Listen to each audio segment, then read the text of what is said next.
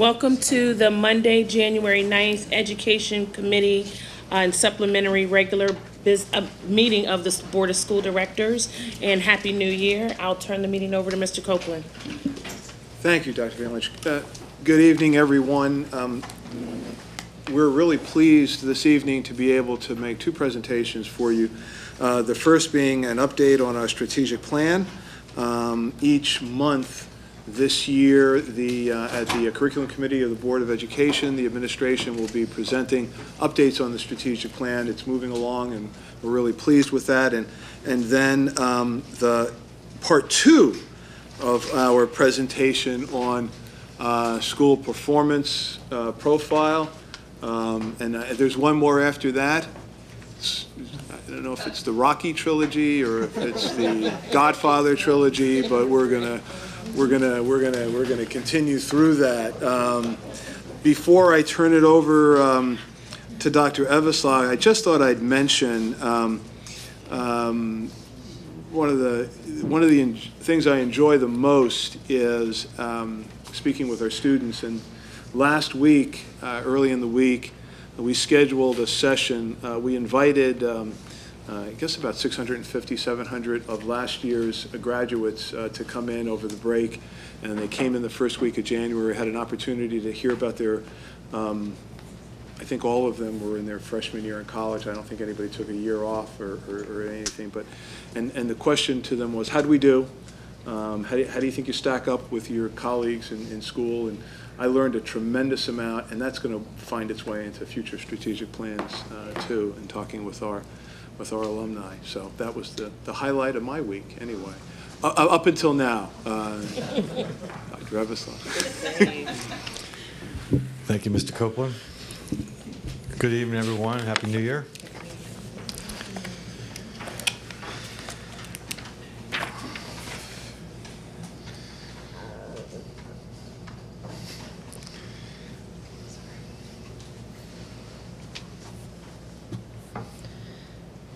What did you do? It's just one now. Oh, okay. There you go. So, as Mr. Copeland shared with all of you, I'm pleased to present on the strategic plan and the update on our progress with the All Forward strategic plan. I will be presenting the first part of the program, followed by Mr. Jason Potton and Ms. Megan Schaefer. We're going to share with you an update on our strategic plan. Just to start, we're going to talk this evening about some of the products that have resulted from the plan, some of the ideas, the projects, and products that have kind of emerged through our discussions of the plan. But I think we'd be doing the plan a disservice if we only measured its success by the products that resulted from the plan. One of the strengths of it, I believe, firmly, is that the strategic plan really has influenced and drive our thinking. It influences our planning on a day-to-day basis. It shapes our decision-making, both in formal and informal settings. And I do think it has resulted in a mindset shift, which is really key to our district. That said, we do want to have a healthy balance of products and successful projects and ideas that emerge from the plan, and we'll share some of those with you this evening. One of the featured products that has been discussed here earlier is when we talk about process and influencing thought. Truly, if the plan is going to be effective, it's going to have to influence the thought and planning of our teachers in their day-to-day planning of lessons, in their unit design, in their discussions with students, in their writing of curriculum. And one of the things that we're very proud of that has started in the fall and has continued and will continue throughout the spring is this process of intentional unit upgrades. We have an ISC presentation tomorrow. We have 3 teachers, one at each level, that are going to be joining the ISC presentation to share with members of the ISC some examples of their intentional unit upgrades and what that's look like in the classroom for students at all 3 levels. So I'm excited to join those teachers tomorrow as we share share some of the exciting things about the unit upgrades. And the exciting thing about the upgrades is that not only are we enhancing the units that are in place, but we're using this as a real opportunity to model job-embedded professional learning with our teachers sharing those examples, learning from one another, and really seeing how the transformative goals which have driven the unit upgrades have influenced our teachers' thinking. The reason this is exciting is that I think a lot of examples. One being that when we have teachers that have shared that they've gone through the unit upgrade process, they've submitted those to their peers and to their principals for review, and they found that process energizing. And then they say, these transformative goals are really aspirational opportunities for our students, and that process was a healthy one for me to engage in as an educator, and I'm going to on my own do that process for other units that I'm teaching, and that's really been exciting. The transformative goals are really going to be a driver for our teachers, I think, for many years, and I'm excited for the opportunities that this will afford students. One aspect of the strategic plan structure was that we created a research and development team. So there are pathways that we're going to discuss briefly, but also we're going to share with you some of the topics that the research and development teams have been looking at. And all three of the subcommittees that have been formed on mindfulness, school start time, and elementary recess time center around the concept of student wellness. I'm going to briefly provide an update on each of those three subcommittees. We started a task force on mindfulness last school year, and the task force met several times between June and December. They've not only talked about mindfulness practices that have occurred in the classroom, but they're looking at it more from a school district lens to explore the idea of whether there should be a more systematic inclusion of mindfulness practices within and across the district. So they've not only examined research, but they've conducted surveys of staff, and they are constructing a white paper that's going to be provided with some recommendations to the leadership team and the superintendent about some next steps for mindfulness. And that task force has been chaired by Terry Quinlan, Rich Marta, and Lisa Ruzzi. Our second subcommittee has been on school start time. And we all know school start time issue has been discussed for a couple years. It's a complex issue, one that we've tried to focus through the research and development team to try to look at all aspects of the school start time issue. Not only are there subcommittees formed with some district stakeholders, but really looking at not only the research around school start time, but assessing the potential impacts not only on students, first and foremost students, but the families, our community members, the impact on personnel, operations, and finances. One aspect of this research was shared in December as far as the transportation impact study on one of the options being considered or looked into for the impact of transportation on a possible start time issue. That information will be included and brought back to the subcommittee for some recommendations. Regardless of the next steps with that, this process will culminate with a presentation of a white paper to Superintendent Copeland and the Board of School Directors for some recommendations and considerations for school day schedules as we move forward. And this subcommittee is being chaired by Dr. Christina Paul. And the third subcommittee that the research and development team is looking at is the issue of elementary recess and physical activity in the elementary schools. So not just the recess times, although recess times have been examined, as well as practices around research, including lining up, going to, coming in from recess, but also the issue of physical activity for students in the elementary schools. So this committee is being chaired by Mr. Mark Klein, and he has has visited each of the schools, met with the elementary principals, also has met with the HSAs of each of the elementary schools, and has a subcommittee also of stakeholders that's meeting in January. He's also meeting with the principals again, really very shortly, and we'll be making some recommendations around recess and physical activity in and around the elementary school day for as early as some piloting this spring. So those are the three wellness activities that are being explored through the R&D team. And I'm going to turn it over to Mr. Potton, who's going to talk about our pathway teams.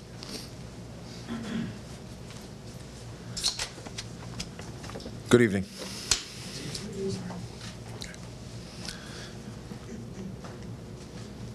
As a reminder, as we've gone through in terms of the implementation of the plan, we initially looked at each of the pathways having their separate committee and coming to work. And what we found was there was a lot of overlap within the pathways. So if you remember last year, we looked at the pathways and we saw that the overlap that came from each of the pathways, and then the idea that's a transformative curriculum sort of was that central theme and idea that overarching for all of the pathways.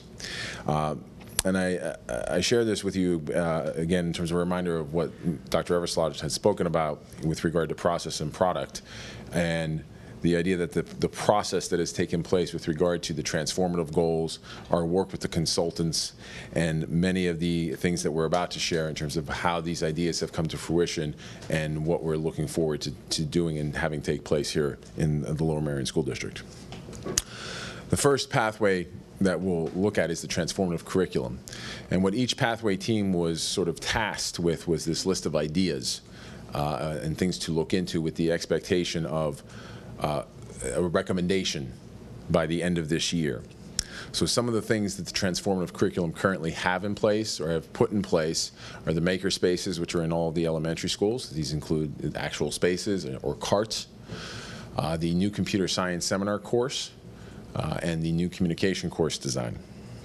By May of this year, this team is expected to have a recommendation on all of the items listed there below, which includes the computer science curriculum K through 12, increased capacity in terms of the assessment design, the ongoing development and support of maker spaces, so taking those ideas and spaces beyond the elementary schools.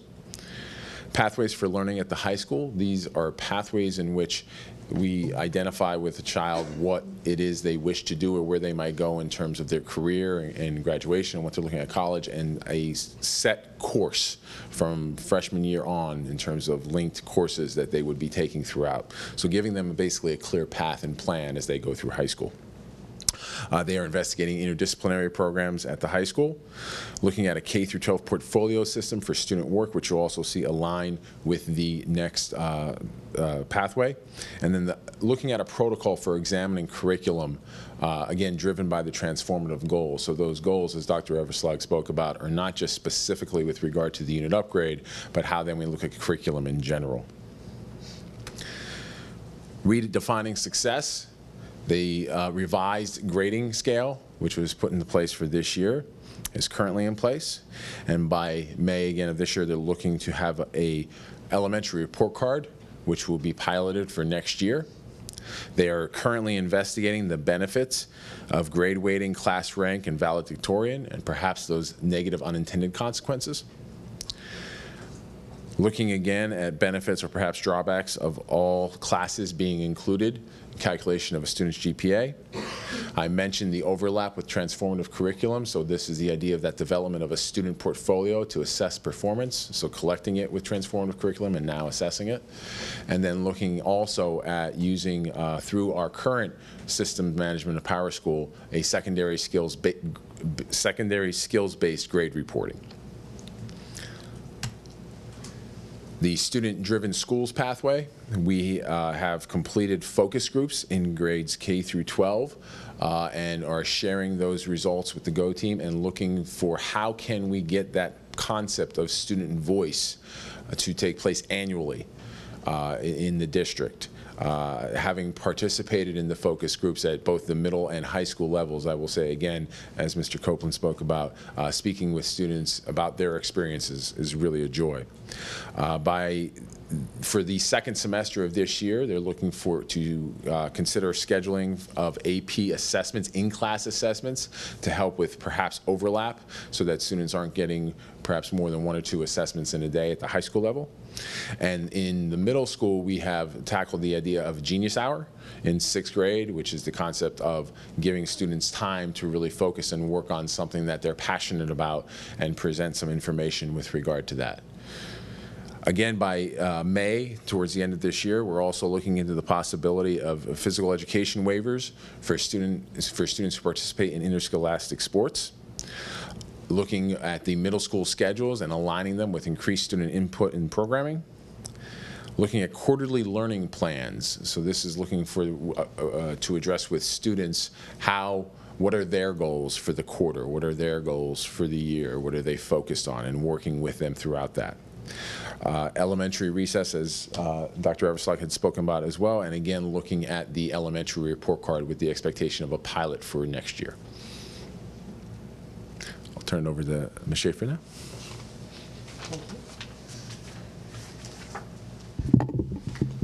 Good evening again. One of the exciting things I think of when I think of the strategic plan and where we are is taking a look at professional learning and how we translate the way we're thinking about teaching and learning for students into how we look at teaching and learning for adults. And I think it makes a big difference to move away from, the sit and get type of professional learning that we may be accustomed to learning that's more dynamic, that's more based on the actual day-to-day experience for teachers, and trying our best to customize those opportunities in a variety of ways. One of them is through what we already have in place at both the middle and high school level, and we're continuing to work at the elementary level, is our PLC process, which allows for job-embedded learning on a daily basis, if not weekly basis. Also, a term that you see up there is something new to us, and we haven't really officially rolled it out yet, but the Ed Camps idea is that we're maximizing our unique strengths and skills among our staff to ask them to share on professional learning days their expertise, learning strategies that they're using in the classroom that they've found success with, working on some of the Blackboard integration that we're doing.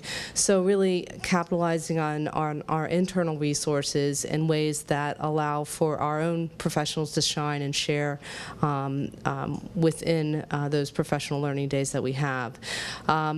Other I guess updates for you that are upcoming or forthcoming are the multi-year professional learning plan. Mr. Brian Cody has been leading that for us, and we're excited to work on something that looks not just at a 6-month or 12-month block at a time, but really 24, 36 months out, so that we become a little more coordinated and cohesive in our planning.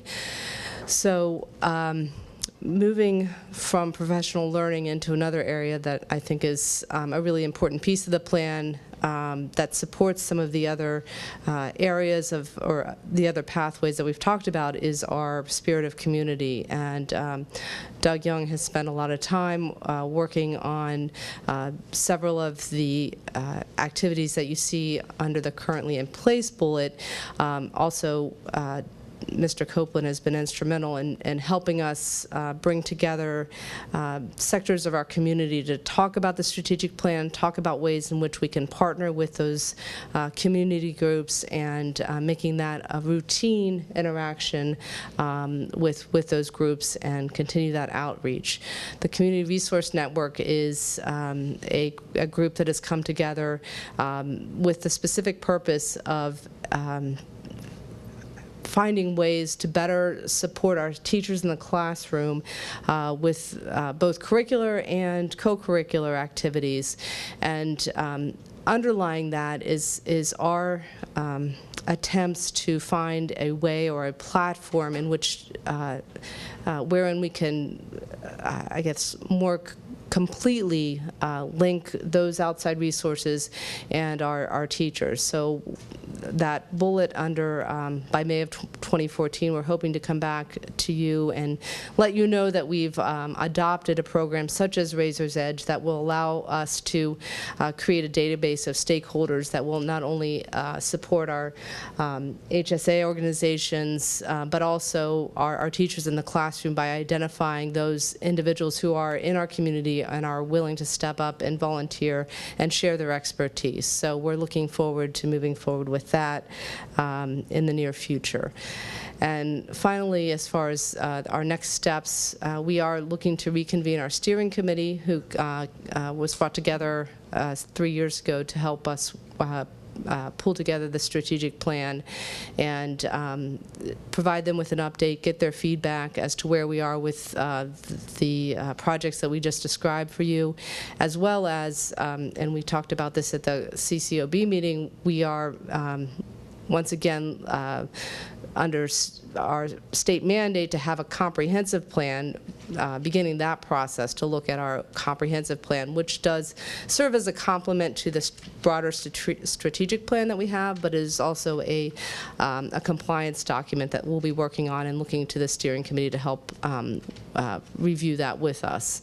And we'll continue with updates, working on the website. Our overall website refresh will definitely include additional updates on the plan for you, and we look forward to sharing other updates with you in March at the CCOB meeting. So I think we're prepared to take any questions that you have for us at this point in time.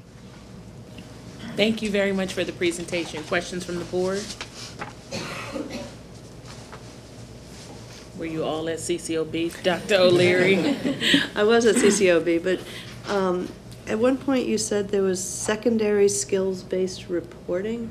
Can you talk a little bit more about that? I wasn't familiar with that. Yes, that's the concept of looking at sort of grading on the skills. So more so standards-based, you might have heard, but also looking not just at standards but skills. What are those skills that they've developed, and checking them off, so to say, as opposed to a grade level, like not the A, B, C, D reporting in terms of grading, but looking at, has a student demonstrated or mastery of this skill, and that might be like a check plus, check minus. That hasn't been fleshed out, but I've seen those done in that way. Anybody, please? Thank you for the presentation. My quick question, since we are going to talk about the school performance profile next, my understanding of what we're seeing here may not always translate one-to-one in the school performance profile. I don't know, is that an accurate assessment? That, like, how would you measure mindfulness in the SPP? I don't know if you can help. That this is supposed to go beyond or be a supplement to the SPP is my understanding. I don't know if I'm reading that correctly. I would certainly agree with that, that much of where our energy is going to be focused is not with the goal of or expectation of improving our SPP score. But having said that, there are certain things that we're looking to do that we think complement that what might be best measured in standardized tests. So, for example, I'll take the physical education waiver. Part of the issue was, how do we bring some healthy kinds of support to kids who are feeling stressed? The students that I talked to last week, on the one hand said, the stress that we had when we were in Lower Merion helped us prepare for college. On the other hand, we don't really think we needed quite that much preparation. Okay?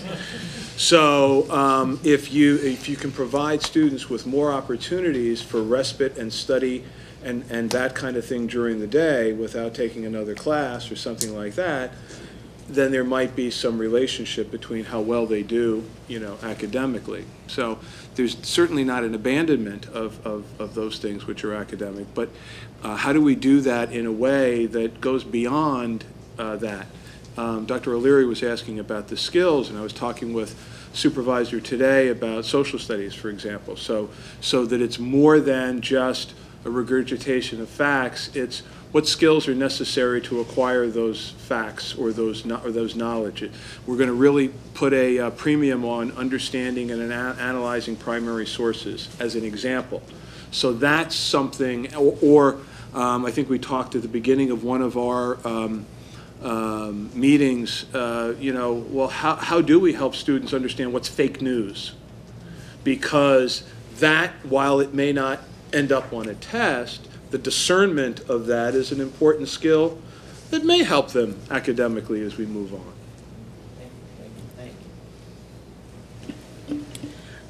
I wanted to commend the team, Mr. Copeland and the rest of the team, for helping to help us actualize a very aspirational plan, and it's nice to see a lot of these pieces come together.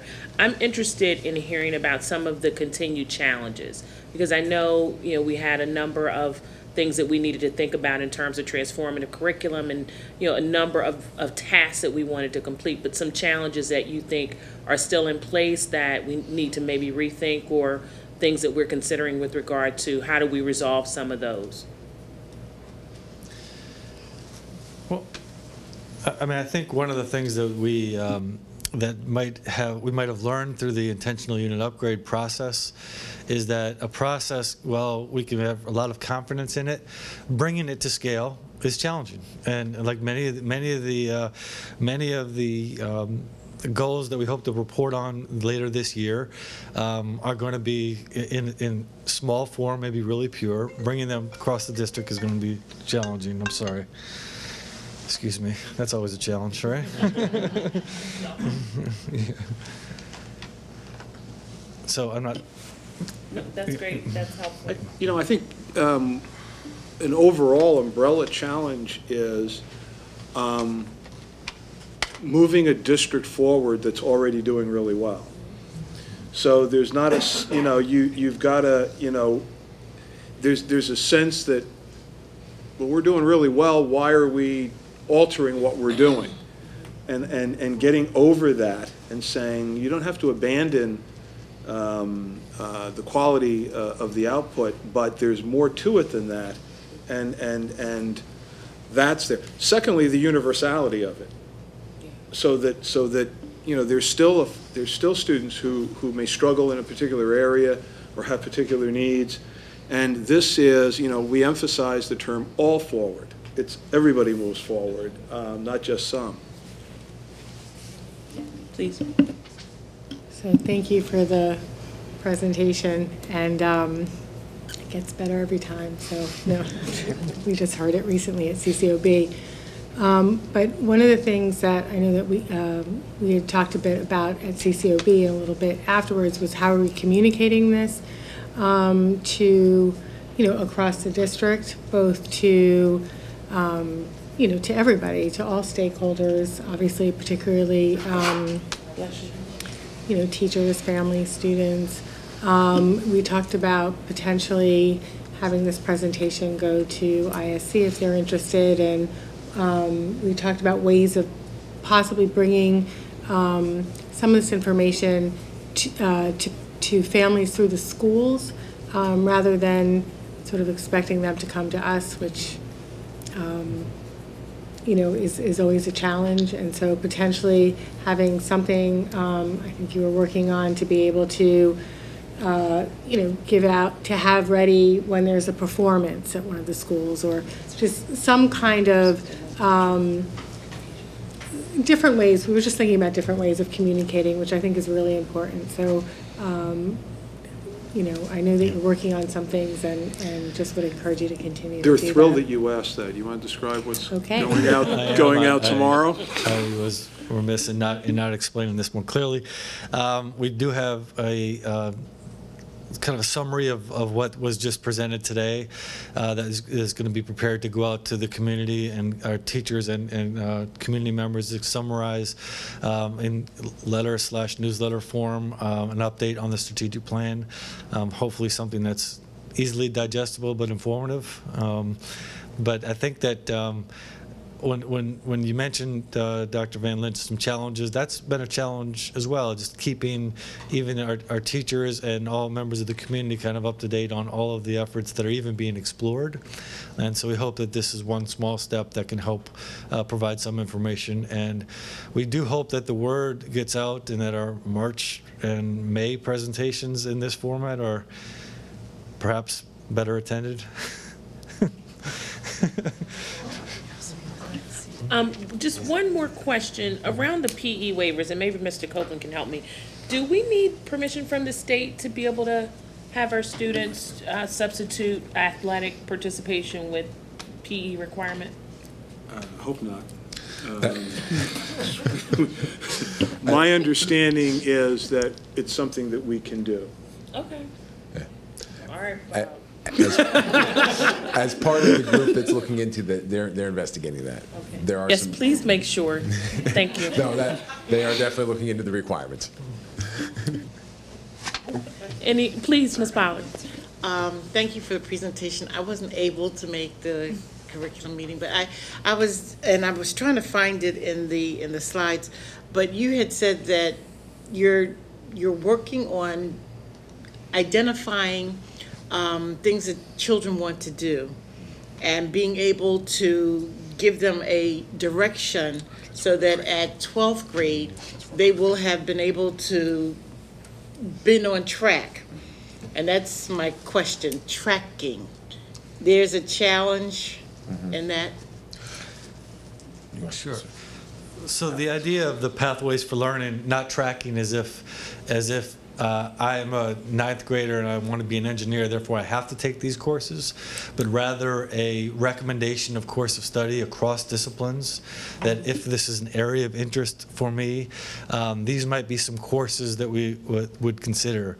For example, we had talked earlier when we proposed the communications design course in the art department, how there are aspects of that would lend themselves to computer science. And so there could be a art recommendation for a student that may have an interest in computer science. There would be nothing that would restrict or bind the student to taking those courses. It would just be a pathway that would help inform some course decision. Any other questions? Thank you very much. Mr. Copeland? And that leads into our second presentation, which is part 2 of the making sense of our state data. I some quips earlier about this, but the truth of it is, one of the things that's frustrating for not just us, but for districts across the state is when the newspapers come out with a list of schools and they rank them from 1 to 100 and they say, here they are, and therefore a school that scored a 79 must be better than a school that scored a 75.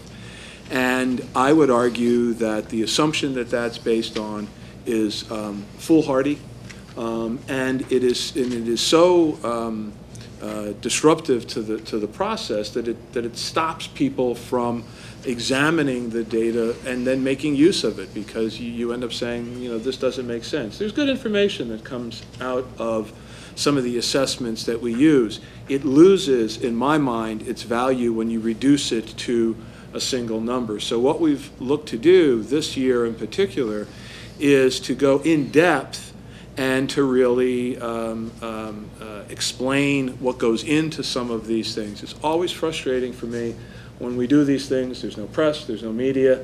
And frankly, the fact that the press doesn't attend the education committee meeting of a board of education is somewhat concerning. So hopefully they'll watch the website. I know I will, Dr. Evans.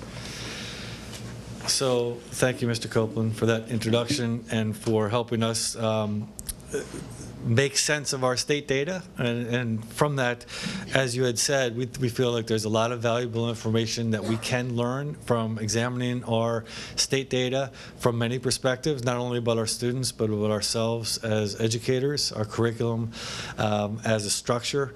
And I think that our being very deliberate with our presentation and examination of this has allowed for a greater level of depth of examination, which, while time-consuming, I think has been very helpful. We have grounded our presentations in the SPP score, because the SPP, the School Performance Profile Score, because that is the public report for the progress of the achievement of schools. And it's, as reports are done on a school-by-school basis, they're not district-wide reports that SPP score. In other words, a district doesn't get an SPP score, but each school does. So we've broken up this into 3 parts. In November, we talked about the why and how behind the SPP score, why is it important and what kind of goes into the score. We will refresh that, offer a quick refresher on that this evening, and then talk about our achievement data and our gap data, which are 2 aspects of the school performance profile. And then in part 3, which will be our February 1st CCOB meeting, followed by our education meeting, we'll look at our growth data. So some key points to summarize part 2 of our presentation. First and foremost, the school performance profile is important, but we have to acknowledge it does not tell the whole story of any school experience, certainly not ours. Our students continue to perform at high levels. They're well above the state average in achievement, and our science performance is amongst the highest in the state. The state data is broken down in quintiles, and over 50% of our students are among the top 20% of top quintile of all performance statewide in all 3 PSSA tested areas. And in district-wide, we've seen some patterns that suggest some area for curricular improvement. And as I said, adopting that reflective stance has helped us as an organization, certainly as a curriculum team, to look at areas that we need curricular improvement. And 2 of those areas include sequencing of assessed topics in mathematics and text-dependent analysis. And a final point of key summary for this presentation is that the SPP score uses the term achievement gap, but defines it much differently than we have traditionally in Lower Merion. It's defined in the state, from the state's reporting, as reducing the percentage of students who are non-proficient. It is not an examination of differences among racial or gender subgroups. So we will make that difference. We, as a district, will continue to value the examination of racial and gender subgroups and our achievement in those areas. That will not be reflected in the score, but we certainly will continue to value that as important information to ensure that all students are achieving at high levels. The school performance profiles are available for public viewing at paschoolperformance.org. And at the end of, well, if anyone were to access those, they would see a singular number that represents the school performance profile score of a school, along with some color-coded triangles and squares, which we'll explain a little bit about those scores as we go through the presentation. The metrics that are considered for the SPP score, there are four areas: achievement, gaps, growth, and other. Conceptually, they're about 40% of achievement, about 40% of the score is attributed to achievement and growth, 10% to gaps and other. And I encourage members of the public, we've shared this with our staff as well, to access a guide to understanding the school performance profile. It's made available online. This was a document that we created internally to help help people understand and walk through the score when they're viewing it online. So let's take a look at the achievement levels for our SPP calculation, and that is located at the very top part of the school performance profile document when it accesses, and that is roughly 40% of the school performance profile score for each school. It's important to know what goes into that score, and just as importantly, what does not go into it.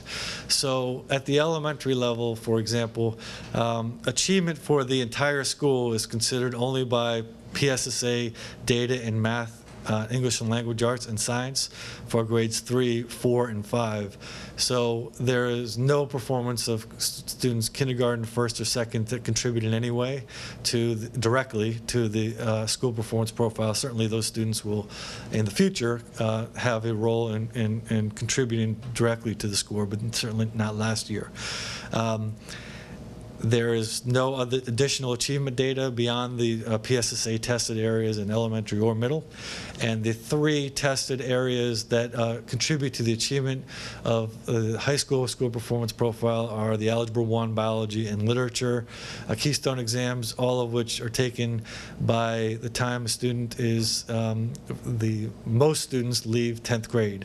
So there is nothing in 11th and 12th grade that students could do achievement-wise that would contribute to the school performance profile score. Certainly we see that as a flaw to generalizing the achievement of our school without half of the students contributing to it. And diving into this more deeply, you can see the distribution of how the different categories and subjects are weighted. Across all 3 levels, the English, Language Arts, or Literature is weighted more heavily than math or science.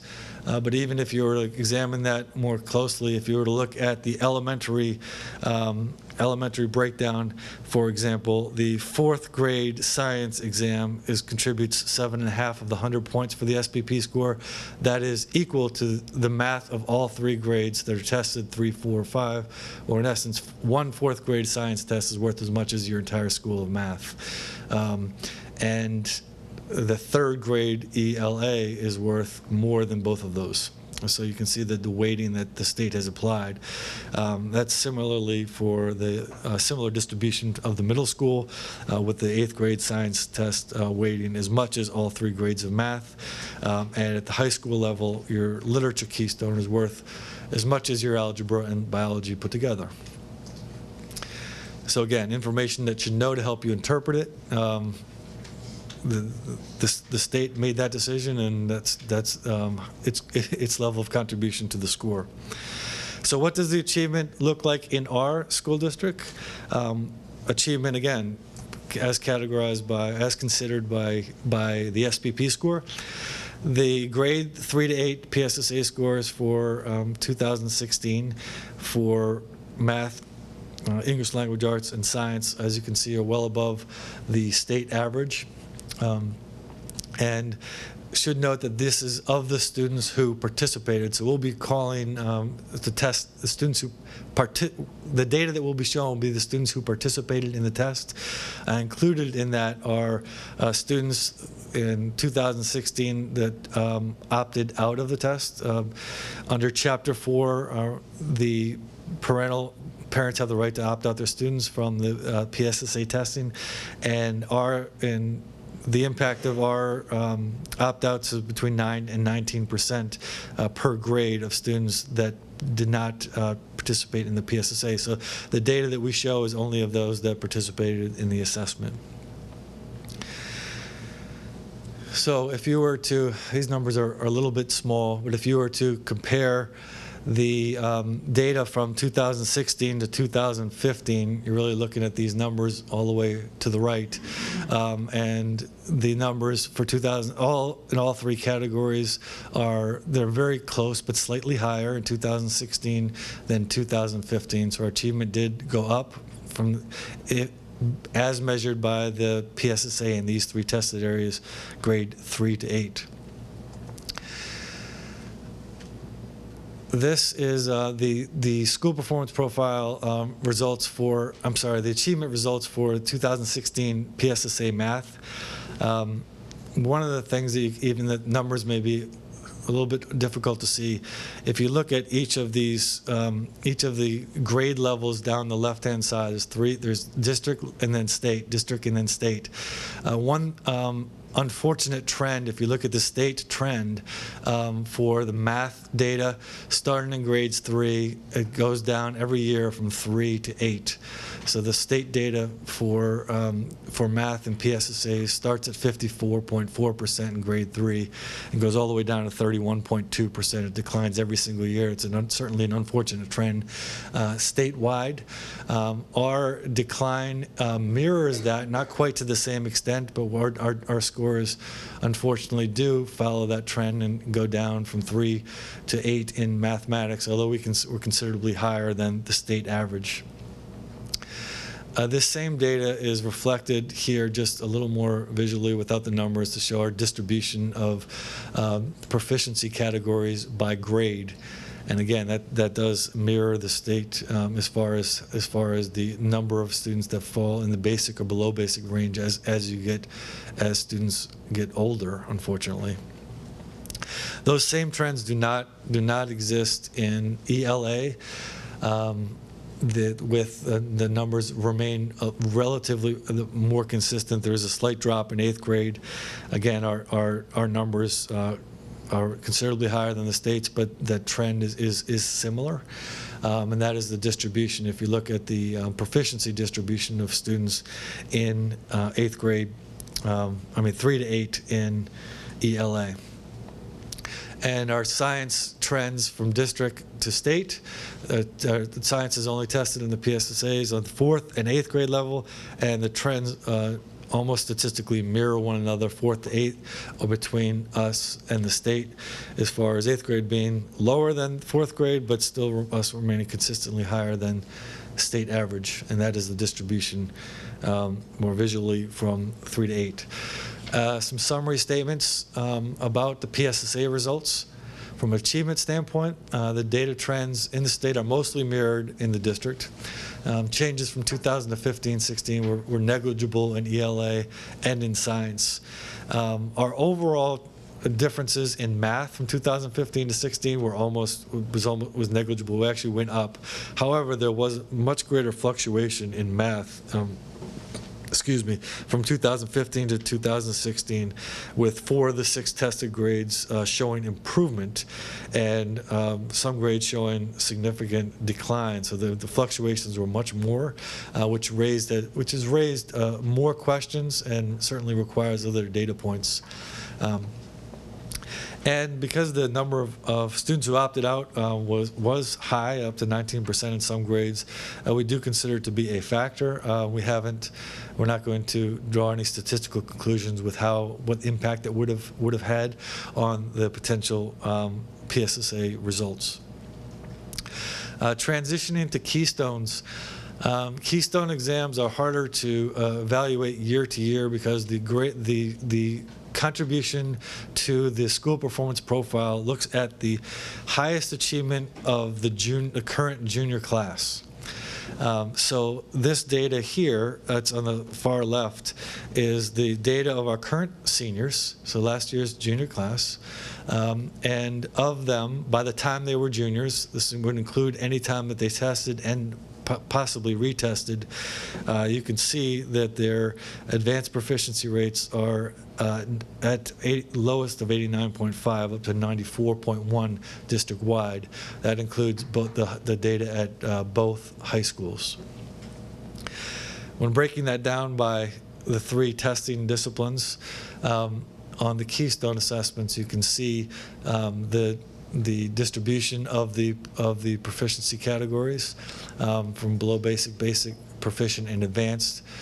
First in Keystone algebra, then in Keystone literature. That's the school district is compared to the distribution statewide, and then in Keystone biology.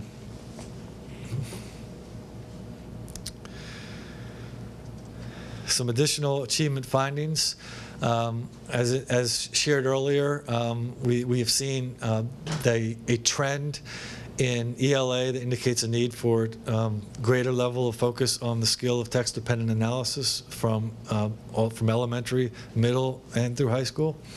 And we've done math middle school curriculum audit internally, which has helped us better understand some of the sequencing of topics in math and some curricular discrepancies between the PSSA tested standards and the timing of the curricular delivery in our math courses, particularly of students that are in accelerated math courses. And I'm going to talk a little bit about some of the responses about that momentarily. And the math performance has fluctuated, so we certainly have done more and deeper exploration into math than the other disciplines, but supervisors of all disciplines are looking into the results. So as I just said, we did a math 5 to 8 curriculum audit and standards crosswalk, where we look at basically what standards are taught in the course, when a course introduces the timing of a particular skill, and what years that skill may be seen on the PSSA. We did see some discrepancies, especially for our students that were accelerated. For example, if I was an 8th grade student in a geometry class, or even the part 2 of the algebra class, those skills on the 8th grade PSSA may have been, while they have been introduced in the curriculum, may have been introduced 1 year or perhaps 2 years prior in some cases. Now, those skills certainly in math are foundational skills and applied later as students progress through the math curriculum, but the timing of their introduction is a factor in when that's tested on the PSSA. So that's a really brief overview. We've gone into more detail as far as which of those skills that are not introduced in a timely fashion do we care most deeply about, or are more important to be addressed during that time, and which are skills that students may have mastered and perhaps doesn't make as much sense to go back. So there's been a lot of discussion that we have at the building level and the district level.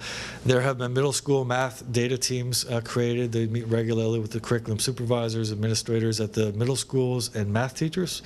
For the first year, we have 6 to 8 math standards aligned benchmarks that are helping us make some of these decisions. The results of those benchmarks are being taken to the data teams and analyzed in that sense. And there is an elementary to high school curricular action plan focused on text-dependent analysis by our literacy specialists and our curriculum supervisors in humanities. That's elementary through high school. There continues to be building level learning plans that principals are working on and submit to Mr. Copeland regularly. And they involve teachers, supervisors, and principals. So we're going to shift from achievement to gaps. And I know this is a lot of information, but trying to make sense of it the best we can. Again, the school performance profile views the achievement gap as the difference between the percentage of students who are proficient and the percentage of students who are non-proficient. So the goal is for each school to reduce its proficient non-proficient gap in half within the next 6 years. So what they do is create a baseline from your first year. For the Keystones, it was 2013. For the PSSAs, it was 2015 because the test changed last year. So the 2015 PSSA score created a baseline for each school. And that in the next 6 years, that gap has to be, the gap between proficiency and non-proficiency has to be cut in half. So the state creates an, I don't want to say arbitrary, but it is a trend line that the students are expected, that the schools are expected to meet yearly. So they do that for all of the students, and and they also do that for what the state categorizes as historically underperforming subgroups. And the historically underperforming subgroups include students with IEPs, students who are English learners, who recently were considered English language learners but are now considered English learners, and students who are classified as economically disadvantaged.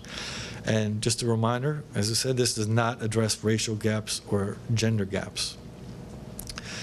So as an example of that, if a school were to have an 88% proficiency rate or a 12% non-proficiency rate, they would have 6 years to cut that rate, to increase the rate of proficiency from 88 to 94, or to cut the non-proficiency rate from 12 to 6. And they have to meet an annual goal to show incremental progress. Even though you're dealing with a different set of kids, still the goal for the school remains the same. We're going to take you through a couple examples of that. The achievement gap calculations, again, it's worth 10 points, 5 points for each school for closing your gap for all students. It's calculated 3 different ways for math, ELA, and science. There's a point number of points that each school can earn for each of those for all students and for your historically underperforming students. So we're going to take a little bit of a look at what the gaps look like in the school district. If we start with the high school data, looking at the proficiency of the junior class of the Keystone Algebra 1 exam, if you could read that number in the middle, or the dots in the middle, are the proficiency rate of the top line being all students, the bottom line being the historically underperforming students, and the middle dots and square is where the school performed last year's junior class best score. The baseline score is all the way to the left, and the numbers, while difficult to see here, maybe more viewable on your screen, can share whether or not the school met its goal or not. So if you see the bottom boxes, you see X's there. That means there was a school performance profile penalty for not meeting the goal for both schools in both categories. However, I'll use, in this case, the better example is Harriton. You can see Harriton's junior class algebra performance went up from 88 to 90. Although it looks like that dot is on the line, it's not quite there. So that results in a penalty. If you look at the literature scores, the difference, and this can account for somewhat of the school performance profile differences between the 2 high schools, even though you can see the achievement rates, achievement percentages are almost identical. If you in this case, under literature exam, Harriton met its goal.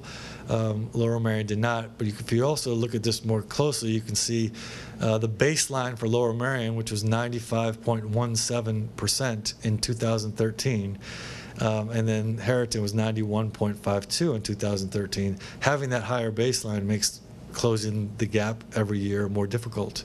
So you will see schools that every year, if they do not increase their proficiency percentage, there will be some penalty to their SPP scores. So if the formula does not change, it will be very difficult for schools' SPP scores to go up. Looking at the biology exam, this is an interesting distribution, because you can see that both scores are well above the line, and the baseline is very low compared to what the literature and literature and math scores were. And the reason why they were so low is because in its infinite wisdom, the state asked our juniors in 2013 to take the biology Keystone exam to provide baseline. However, they were our juniors who were 2 years removed from the course. So those juniors not only had no reason to prepare for it or do well, but didn't know that they were creating a baseline for the future. So really, 6 years of data that was based on that one day of tests. It really is phenomenal that the Lower Merion students in biology scored 70% of them were proficient or advanced 2 years out. But again, that raised the baseline. But both schools, the biology scores are amongst the highest in the state. So they're well above, and most likely will meet that target for the next few years. When moving, and I'll move through these relatively quickly because we understand the methodology. But this is the middle school PSSA math scores, and the middle school SPP scores as we shared last part one, of every school in Montgomery County went down. All the middle schools in Montgomery County went down. That was a trend statewide. And there were a lot of reasons for that, but you can see here that the baseline year was 2015, which was last year, and then so their 2016 results resulted in whether or not students, the school earned or did not earn its gap points. Again, another example of schools being Welsh Valley very, very close to the line, but not quite at the line. So even though they had an 87.9% and were very close, was not enough to grant them points for the PSSA for ELA for all students.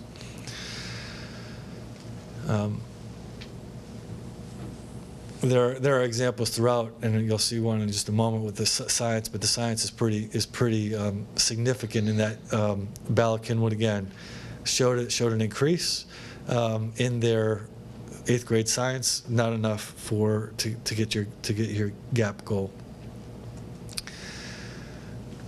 In looking at the elementary schools, the 1 year of data last year with the PSSA change, the PSSA data did not give us a whole lot of valuable information. This year, having 2 years of data was more helpful, and you can see some schools that have made overall improvements in some proficiency range.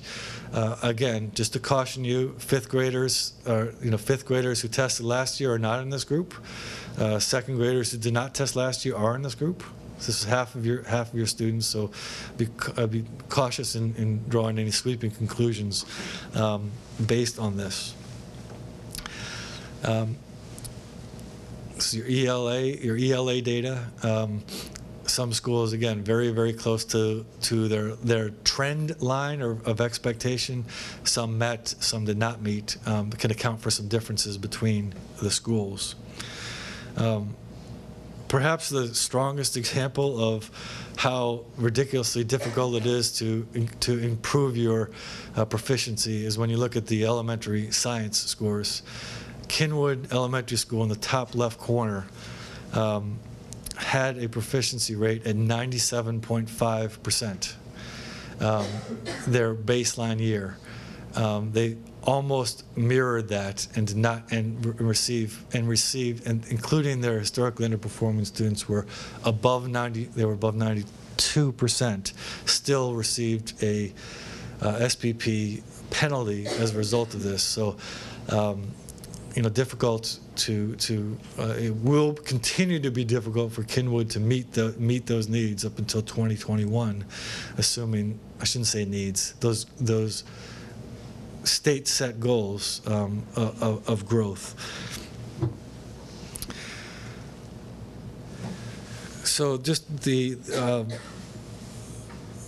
as I mentioned earlier, we're going to share some data about the achievement gaps related to race and ethnicity, those that we certainly value in our district and will continue to explore and look at. These are not going to be reflected in the SPP scores, but it's data that we look at annually, work with buildings and create plans around, and therefore we think it's important to share. Of note, the next CCOB meeting, we will have not only part 3 of this presentation, but we will have an update on the Achievement Imperative Task Force and CARE and cultural proficiency, some of our work around cultural proficiency. That we'll talk to some of our response to this, and that is part of our next CCOB meeting as well. So this is our grade 3 to 8 ELA focus on race and ethnicity. You can see in the N next to each subgroup the number of students in that category, and the black line down the middle would be the line separating proficiency from non-proficiency, and the percentage listed is the percent proficient of each subgroup.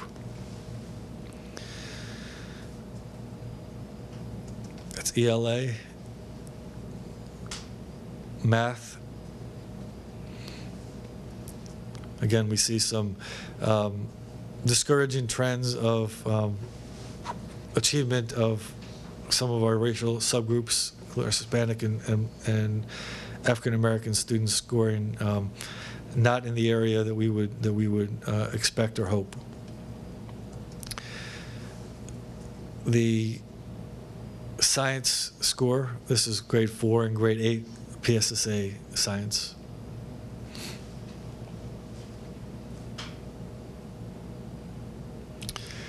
In looking at gaps related to gender, again, this is not included in SPP score. Pleased to share that our girls outperformed our boys in math and science. And that we did follow through with some of that data in analysis at the high school level, and our girls continue to score well at the biology keystones as well. When we look at our gaps and data around the gap, and I do want to remind everyone that this is gap on PSSA and gap on the keystone, and we consider that as one of the measurements, but certainly not all. And we do not, when focusing on our response, focus on just PSSA or keystone remediation. Some subgroup performance summaries. Certainly our Black and Hispanic students continue to score significantly lower on the state achievement test than their counterparts. It's more pronounced in math than in other areas. And our girls, as mentioned, do outperform the boys in ELA and in science. Math is virtually even. In algebra, boys score slightly higher, but it's virtually even.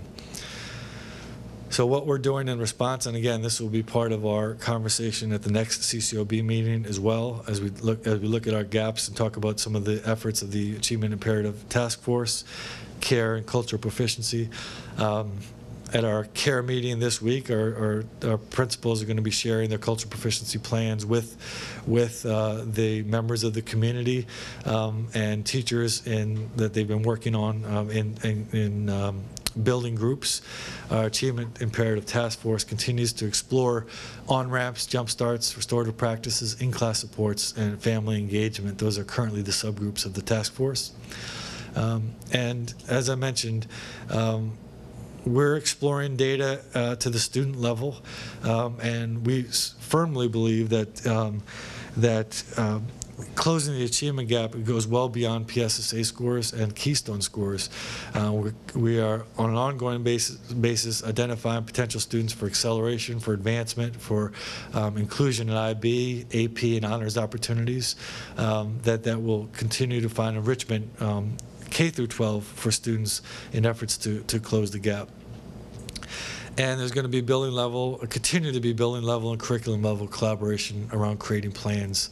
And I think that one of the things that the principals have appreciated, although it's been a challenge for them as well as the curriculum team, is Mr. Copeland is constantly pushing us to explore the why and not settle for the what perhaps has been an easy explanation for data, because there is not an easy explanation. So we continue to explore the why, and that's something where we don't say, okay, this is necessarily the reason, but the reason is certainly there's depth to it, there's complexity to it, and we'll continue to push in that direction.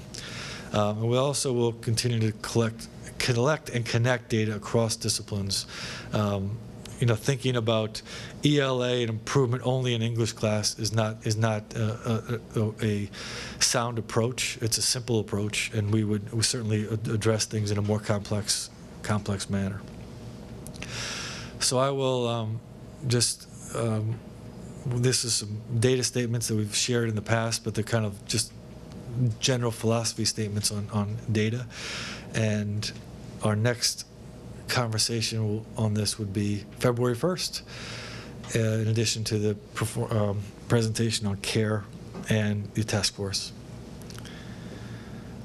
I'd welcome any questions and a glass of water. Thank you very much, Dr. Ellison. Questions, please? Thank you, Dr. Epsilon. There's a lot of information. I just had a couple questions, though, that jumped out at me, and maybe you could touch on.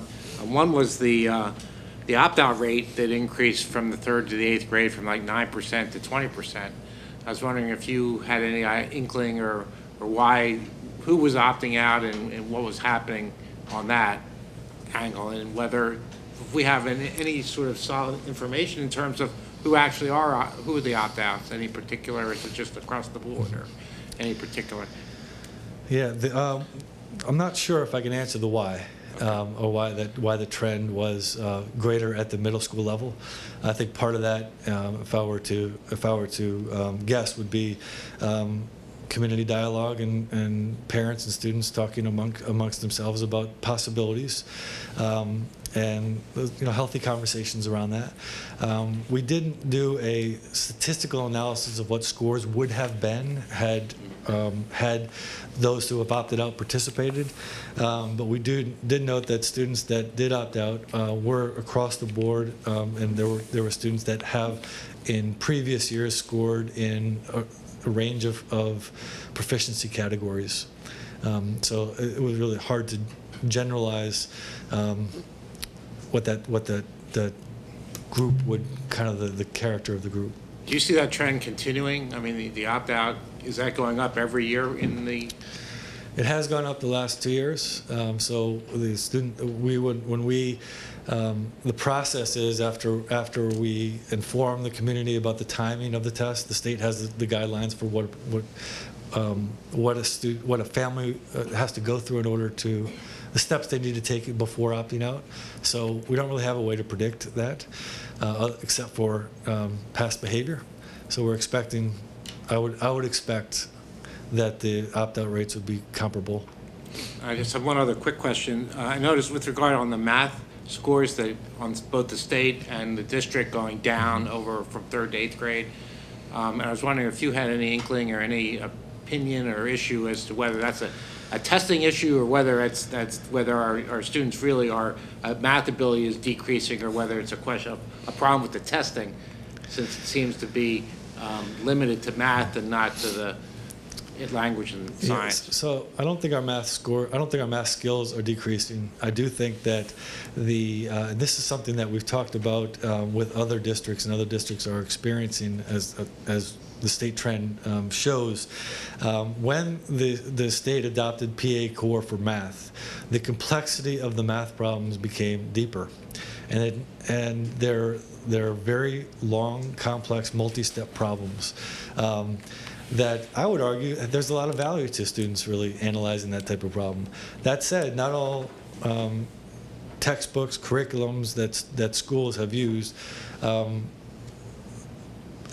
that's not as much a part of their regular preparation. So I think that part of what we've seen is making sure that we're preparing through benchmarks and through in-class assessments, matching that level of complexity that we'd expect students to do prior to the test, not in a way to prep students for the test, but that they are exposed to that level of complexity. And there is some great value to students diving into those types of math problems that deeply. But if some of you may have experienced this when you look at your own children's homework, it just is the different type of math complexity that students are asked to tackle than they have in the past. There is a problem with requiring students in 8th grade to take both the PSSA and the Keystone because they're different. And that issue becomes accentuated the earlier you take accelerated math. And I've talked with other districts, and we're all frustrated by that situation. And the curriculum folks have done an analysis of the audit for math, and they're going to be presenting that results to CCOB so that you can see some of the issues that we're dealing with there. So at least 8th grade, I would argue somebody needs to sort of decide what to do at the state level and stop pulling districts in different directions. It's not quite as binary as either preparing for 8th grade math or preparing for the Keystones, but it has created a real conflict, as Mr. Copeland shared. between students that are in an algebra course in 8th grade that they're preparing for the Keystone, and the course may very well be preparing them well for the Keystone, as the Keystone results are good, but that is a very different assessment than the 8th grade PSSA. So it's...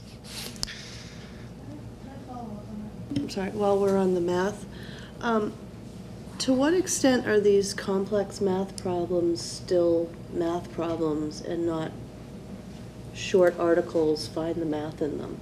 Like, I have a great concern that they're turning into a combination of reading skills and math skills. I mean, what's your opinion on that? My opinion is that certainly there are some reading skills that are necessary to, and writing skills necessary to answer a question to the level that the state would expect. Do I think that's inherently bad?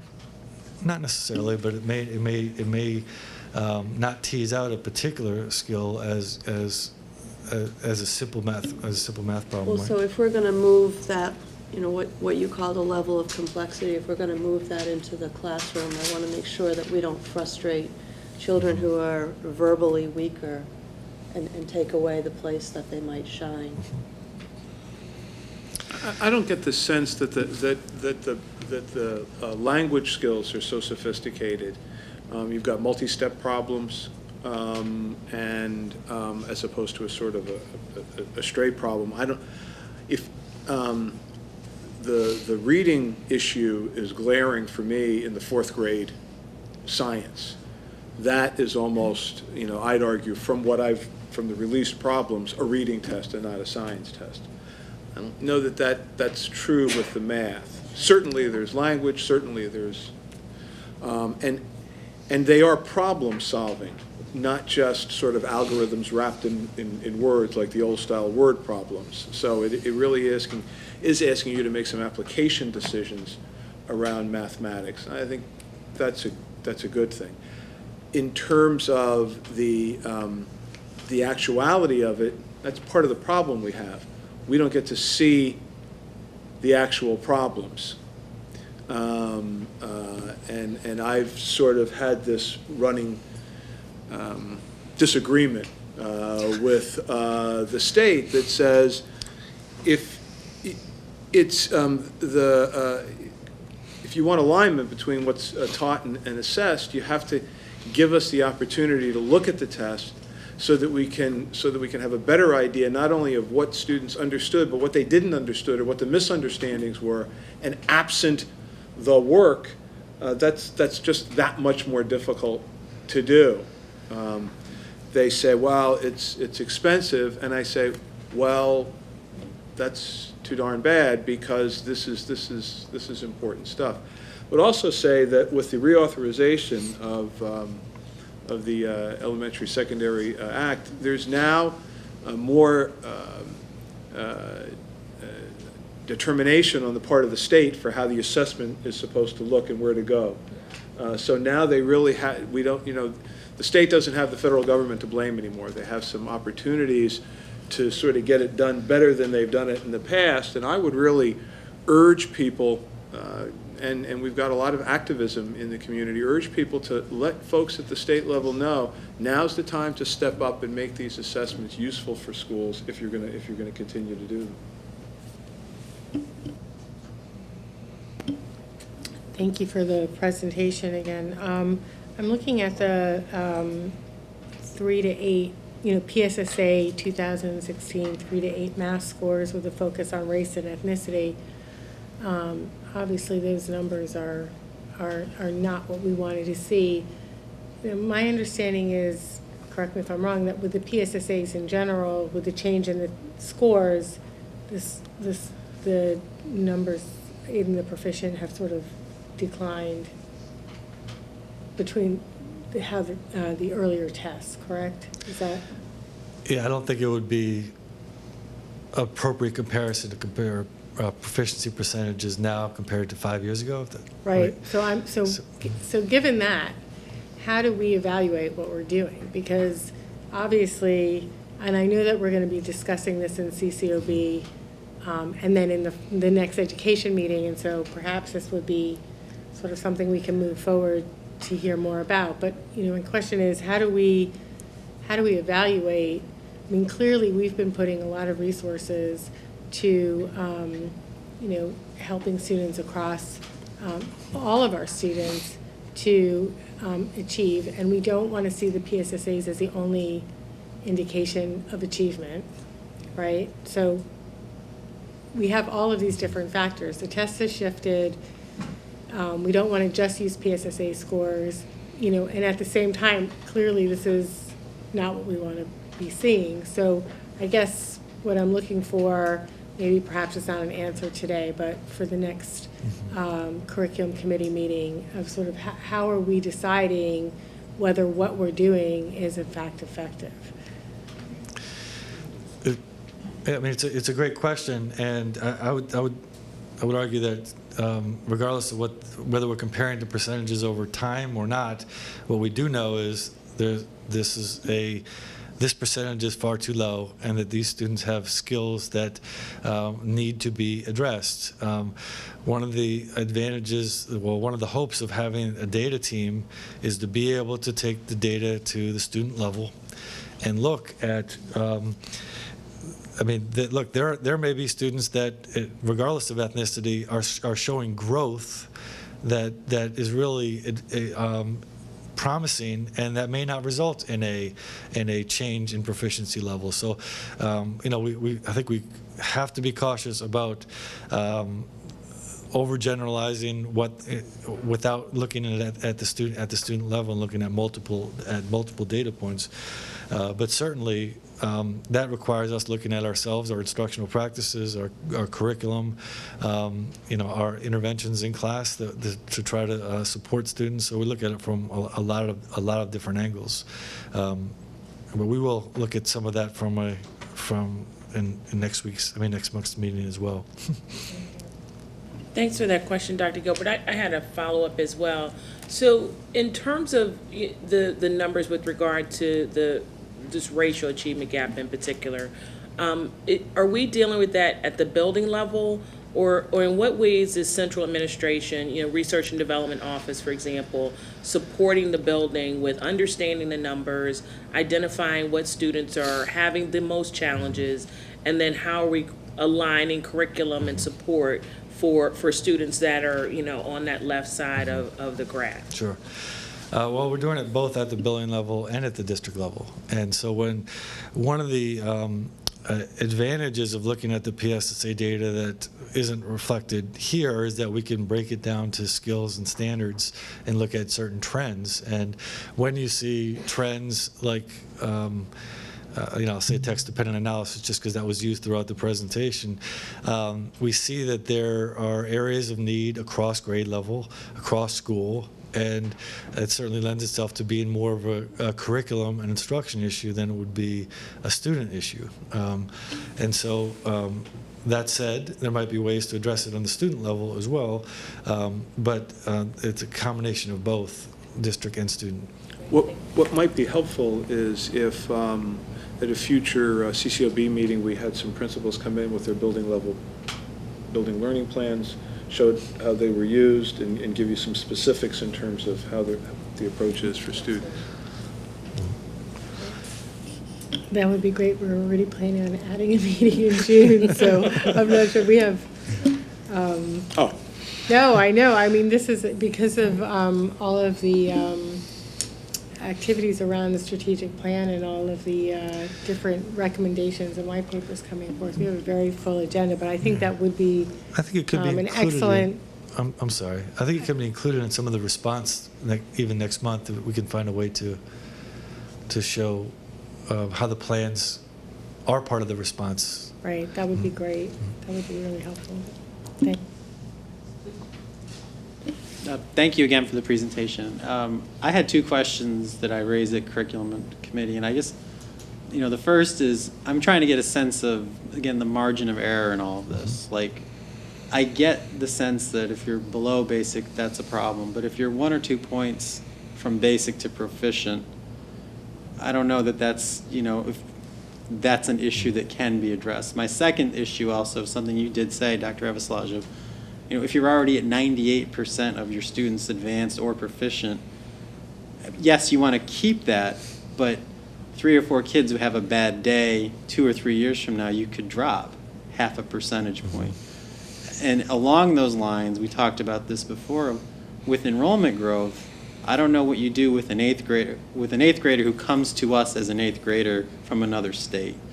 That student has no Pennsylvania history, and so I just see so many variables in my mind that can tweak all of these numbers 2, 3, maybe even 4% when you aggregate them together, and yet hold a school district accountable at a 97% success rate. And I'm struggling. I don't know if you can kind of help us out with how to address. What I'm seeing is maybe they're not issues at all. I don't know. But your thoughts on that? Well, it's true that the school is accountable for the achievement of every student that's present, regardless of what their history was or where they may have come from. Now, if they have no Pennsylvania data, they wouldn't be calculated in the growth part of the formula. But the achievement, the school would be held responsible for that. As far as the standard error, I don't know if you want to speak to that. Measurement error. Yeah, so in looking at the technical documentation around the 2015 PSSA exam, right now the 2016 technical documentation hasn't been released yet, but the 2015 documentation indicates that the reliability of the tests are actually very, very high. They're 0.90 or better at each grade level and in each content area, which is a very, very high level of reliability. I mean, there are many different ways to look at measurement error, reliability, validity, lots of different ways to look at this, and they do a number of those different types of calculations. One of the things I found most interesting was that the reliability and validity of the decisions around the cut score for not proficient versus proficient is very, very strong. But as you can imagine, as you get toward the ends of the tails of the distribution, so the students who are very high achieving or the students who are very low achieving, that's where you do start to see more error in the measurement of those students' true abilities, but still within an acceptable range. So I would say that you could feel pretty confident in the assessments in terms of their psychometric properties around measurement. If I may, if I understand what you said, though, that would work, I think, in the aggregate. You take 1,000 students. Absolutely. But one student who has an off day could slide 2 or 3 points, and somebody could have a better day, hit and move up 2 or 3 points. So I'm trying to get a sense of, like, if we look at these as if it's incorrect to take this data and move it to the individual student, or maybe it is, I don't know. I'm trying to get a sense of, an off day versus a great day. So and in the aggregate, yeah, some kids will have a bad day and 5 kids will have a great day, and we'll be fine. Right. But that kid slid 5 points. If you think about the normative sample, right, the samples that were used in that year 2015, and a proportion of those students were also having bad days. So that's accounted for in that aggregate measurement error. Anytime an individual is in a testing environment, there's inherently going to be that level of, reliability or error. Testing error is inherent in everything that we do. So I think that's part of the nuances of using data wisely in terms of thinking about when is it appropriate to look at aggregate information versus when is it appropriate to look at the individual student.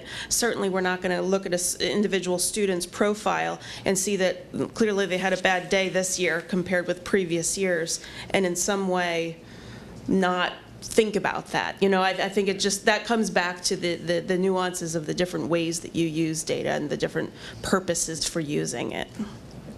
Data is always a function of how much do you pay attention to the trees and how much do you pay attention to the forest. You look at some of those achievement numbers by race, you can say, well, if you look at the end was pretty high. It was 100 and something students.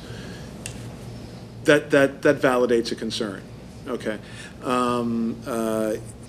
I think you'd need about a raw score of about a 60 or 65 to be proficient. That's pretty low. So as a result, when I see somebody who's basic, I'm like, well, unless the teacher says, well, that's really off. But if that simply validates other triangulated data they have, that's a concern. Because particularly in a math situation, that's a lot of information that wasn't, brought under the conservation. So there's always this constant back and forth. How much of this is really telling us a story we can use? So I say the data is important. The testing is important. It's not infallible, and you still need professionals to make sense of it. And to add to that, one thing that I'm proud of that we do in the district is we never make a decision about a student, about programming-wise, based on a single data point. So there isn't, it's not as if student X wasn't proficient in the Keystone, therefore they certainly will be assigned this remedial class. That may be an option, but it's also taken into consideration with other data points and understanding and knowing the student. Any other questions? Okay, very good. We'll move now to audience recognition. Interested in speaking, please sign in with Ms. LaPera. A 3-minute time limit, and tell us your name and where you reside in the district.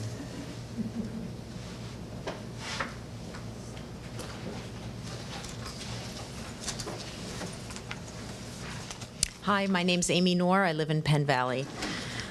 For several years, I and a number of other parents have been advocating for later high school start times due to the profound positive impact that later start times and increased sleep have on mental health, physical health, and learning. There's no doubt that for many students in Lower Merion School District, high school is a pressure cooker, made all the worse when one is profoundly sleep deprived, which many students are as the week wears on. This is not just about too much homework, extracurriculars, or screen time. It's about a teen's body clock and the fact that at 7:30 a.m., teens' brains and bodies should be sleeping, or at least home eating breakfast, not in class trying to focus, absorb, and learn. Our district is excellent in so many ways, but one area in which I think we can improve is student wellness. I am very glad that our district is taking a serious look at student wellness in all 3 areas: mindfulness, physical activity, and start times. For our exhausted high school students, the research and development into the start time issue is one of the utmost importance. A later high school start time in Lower Merion School District is an implementation that would truly move all students forward. Thank you. Thank you. And so, with that, we are adjourned. Thank you for coming.